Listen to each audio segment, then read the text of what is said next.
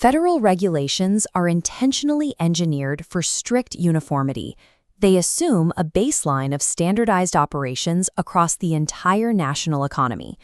But independent businesses, nonprofits, and small municipal governments do not operate on a single standard. When a new mandate is issued, large corporations absorb the cost using dedicated legal and compliance departments. Smaller entities, lacking these specialized teams, must divert critical capital and operational hours just to interpret the paperwork.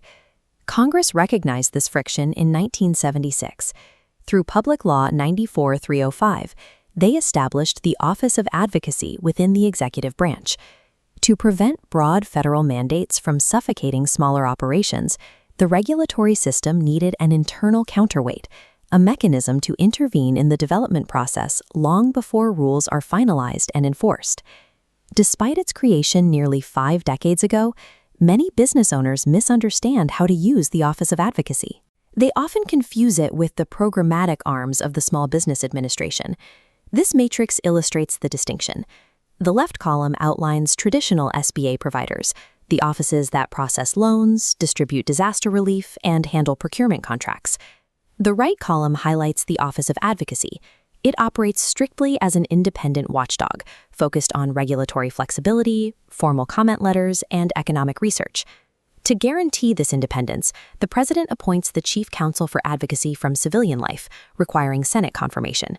This structure grants the office the specific authority to challenge any federal agency, including the SBA itself, if their policies harm small entities.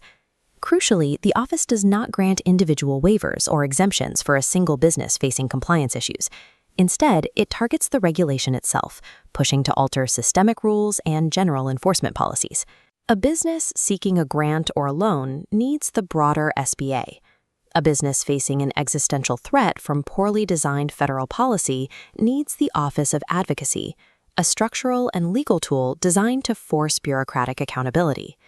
This diagram maps the life cycle of a federal rule. To force federal agencies to listen to small businesses, Congress installed a specific statutory tollgate labeled the Regulatory Flexibility Act of 1980. Under the RFA, an agency cannot simply propose a rule and move on. They are required to conduct an initial regulatory flexibility analysis, explicitly identifying how the proposed mandate will economically impact small entities. Later in the process, they must complete a final regulatory flexibility analysis. Here, the agency must weigh public feedback and publicly justify why they rejected less burdensome regulatory alternatives. Analytical requirements mean little without enforcement. In 1996, a second tollgate was added, the Small Business Regulatory Enforcement Fairness Act. This statute introduced judicial review. If a federal agency fails to comply with the RFA's analytical requirements, small entities now have the legal standing to sue federal agencies in court. SBRFA also installed an early warning system for rules expected to have massive economic impacts, small business advocacy review panels. These panels require rule writers to sit down with small business owners and take direct testimony before a draft rule is even published. Congress forced the specific early warning requirement onto the agencies generating the most complex mandates: OSHA, the Consumer Financial Protection Bureau, and the Environmental Protection Agency. The combination of forced economic analysis and the threat of judicial review turns the Office of Advocacy's feedback from advisory comments into potential legal liabilities for the federal bureaucracy. But statutory authority is useless without evidence. The machinery of the RFA and SBRFA runs entirely on sector-specific quantitative data. To gather this data, the office relies on a network of 10 regional advocates. They act as a continuous feedback loop, pulling local, real-world operational insights from all 50 states back to Washington, D.C. A single standardized rule cannot account for regional realities. The capital requirements and supply chain logistics of a logging operation in the Pacific Northwest present entirely different regulatory vulnerabilities than a tech startup in New York or a family farm in the Midwest. The office captures these vulnerabilities through its economic research pillar, which is tasked with quantifying the exact cost in dollars and hours of federal paperwork burdens placed on the private sector. This visualization illustrates a key finding regarding IRS Form 941, the employer's quarterly tax return. Advocacy's research proved this single form forces businesses to spend 470 million hours on compliance, equating to a $20.1 billion annual drain on the economy. By capturing these specific metrics, the Office of Advocacy translates qualitative regional frustrations into empirical economic evidence that agencies are legally required to address. Consider the Department of Justice's recent Disability Access Rule, which mandated high-level technical standards for digital accessibility across local governments representing fewer than 50,000 people. Advocacy intervened, bringing hard data to the table. They demonstrated that for a small municipality, initial testing and remediation to meet the new DOJ standards would cost $100,000, followed by $21,000 in annual maintenance. The office used these exact figures to highlight the impossibility of the mandate. Small towns operating on tight budgets would be forced to choose between strict website compliance and purchasing essential emergency equipment, like fire trucks.